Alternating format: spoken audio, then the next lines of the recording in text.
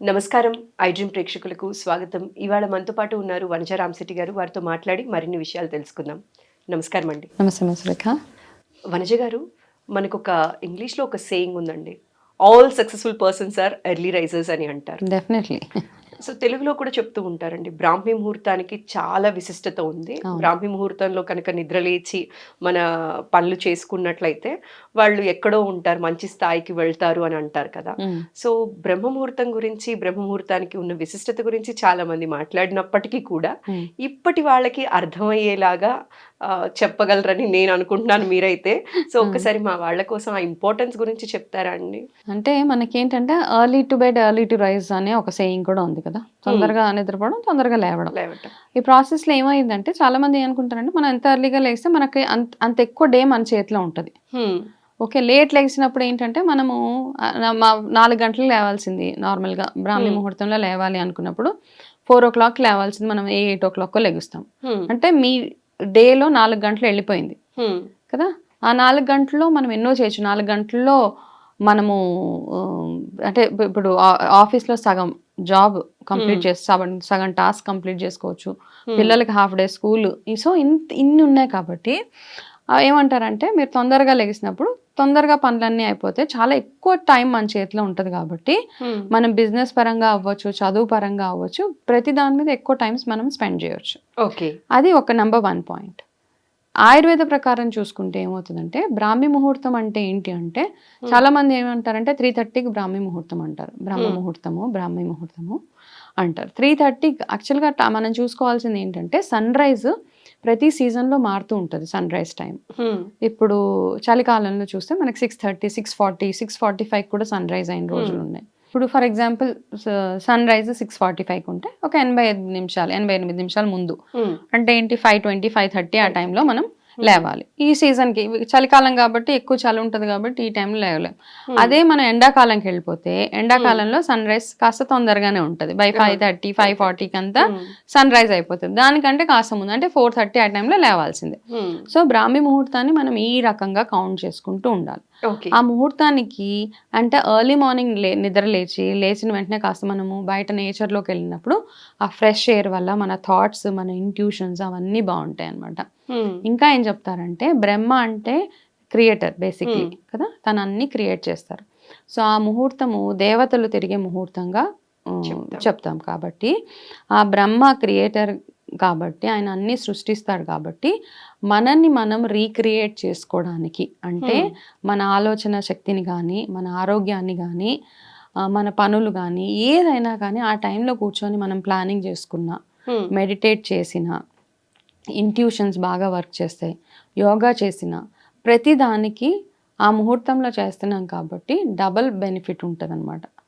అంతకు 100 రెట్లు మనకి అంటే 100% రిజల్ట్ ఉంటుంది. కాబట్టి ఆ టైంలో లేచి ప్రతి టాస్క్ని కంప్లీట్ చేయాలి. చిన్నప్పుడు చూస్తే మనం పొద్దున్నే లేపేసేవాళ్ళు, లేవండి పొద్దున్నే చదువుకోండి. ఎందుకంటే ఆ టైంకి ఉన్న విశిష్టత తెలుసు కాబట్టి మనల్ని ఆ టైంలో లేపేసేవాళ్ళు అనమాట. అయితే దీని ఈ మధ్య కాలంలో వేరే రకరకాలుగా 3:30కి లేవాలి, universe will speak to you అని అంటున్నారు. Of course universe listens to us, అవన్నీ నేను నమ్ముతాను. కాకపోతే అతి మూఢత్వంగా వెళ్ళకుండా మన ఏ టైంలో లేవాలో ఆ టైంలో లేచి మన ఇంట్యూషన్స్ బాగా వర్క్ అయ్యేలాగా కనుక మన మీద మనం వర్క్ చేసుకోగలిగితే అంటే ఈ టైంలో లేవడం అన్నది ఫోర్స్ఫుల్గా కాదు, ఒక ఎడిక్షన్ అయిపోవాలన్నమాట మనకి. అంటే మన బాడీ ట్యూన్ అయిపోవాలి. అలారం ఉన్నా లేకపోయినా నేను 4:30కి లెగుస్తాను అన్న ఒక బాడీ ట్యూనింగ్ అయిపోతే గనక మీ లైఫ్లో ఆరోగ్యపరంగా కానివ్వండి, ప్రతిదీ అనమాట. అంటే ప్రతి సమస్యకి సొల్యూషన్స్ వచ్చేసేంత మైండ్ సెట్ మనకి పెరుగుతుంది డెఫినెట్గా. మన ఆలోచన విధానం కానీ, మన బిహేవియర్లో మార్పులు కానీ, కొంతమంది లేట్ లెగుస్తారు, చిరాకు పడుతూ ఉంటారు అందరి మీద. ఓకే, అలా అని లేట్ పడుకోవడం క్వశ్చన్ కాదు ఇక్కడ, ఎర్లీగా పడుకోవడం. మీ బాడీకి కావాల్సిన 7 to 8 hours ఆఫ్ నిద్ర ఇస్తూ మీరు ఈ టైంలో లేవడం. అదే కాదు, లేదు నేను రాత్రి 9కి పడుకొని పొద్దున్న 9కి లెగుస్తాను అంటే మళ్ళీ అది ఇట్స్ అ బ్యాడ్ థింగ్ అనమాట. బ్రాహ్మీ ముహూర్తంలో లేచి మళ్ళీ పడుకోకూడదు కూడా. చాలా మంది అలా చేస్తూ ఉంటారు. పొద్దున్నే లేసాను, లేయడం, ఒక గంట అన్నీ సేపు పడుకుంటే చేసేసుకోవడం. క్యాచప్ అవుతుంది, నా స్లీప్ క్యాచప్ చేసుకుంటున్నాను. ఇవన్నీ కాదు. బ్రాహ్మీ ముహూర్తంలో లెగిసి దాని తర్వాత నిద్రపోకుండా ఉండడానికి ట్రై చేయండి. హ్మ్. ఆ టైంలో మీరు ఏవైతే యోగా, మెడిటేషన్, లేకపోతే ఆయిల్ పుల్లింగ్ కానీ, బాడీ మసాజెస్ కానీ, పూజలు ఏమి చేసినా హ్మ్. You will get 100% benefit out of it అనమాట. ఓకే. కాబట్టి ప్రతి ఒక్కరు ఆ టైంకి లేవడానికి, ఆఫీస్ ప్రెషర్స్ ఏది ఉన్నా హా. మీరు ఆ టైంలో లేవడానికి ట్రై చేయండి అంతే. ఓకే. మనం అనుకుంటాం స్కిన్ ఎక్కువసేపు పడుకోపోతే మన కళ్ళ కింద డార్క్ సర్కిల్స్ వచ్చేస్తాయి అనేసి. బట్ 9 o'clock పడుకొని ఆ టైం లేవడానికి ట్రై చేయండి. So you will see a change. So ఇప్పుడు ఏంటంటే వనజ గారు, లైఫ్ స్టైల్ చేంజెస్ వల్లనో ఏంటో తెలియదు కానీ ఆబ్వియస్గా నైట్ అంటే లేట్ అయిపోతూ ఉంటది కదా.